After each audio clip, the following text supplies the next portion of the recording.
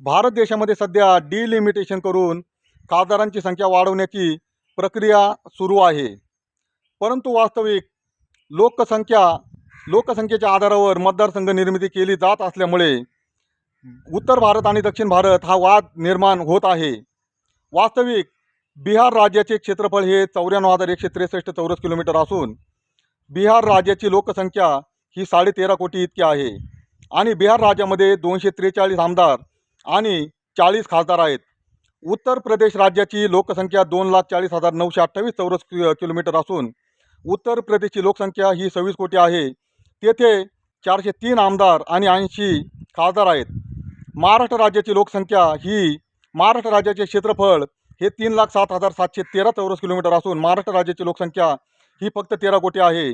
महाराष्ट्र राज्यामध्ये 288 आमदार आणि 48 खासदार आहेत.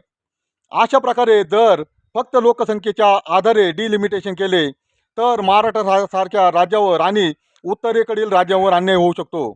त्यामुळे जर डिलिमिटेशन करून खासदार संख्या जर वाढवायची असेल तर ती संयुक्त लोकसंख्या आणि क्षेत्रफळ या दोन्ही गोष्टींचा विचार करून ती वाढवली पाहिजे. अन्यथा दक्षिणेकडील राज्य आणि महाराष्ट्रासारखे सुसंस्कृत राज्य या राज्यावर अन्याय होऊ शकतो. त्यामुळे केंद्र सरकारने या गोष्टीकडे गंभीर दखल देऊन सर्व राज्यांना समान न्याय जर मिळवून त्यांना द्यायचा असेल तर फक्त आणि फक्त क्षेत्रफळ आणि संयुक्त लोकसंख्या या गोष्टींचा विचार करून खासदार संख्या वाढवावी.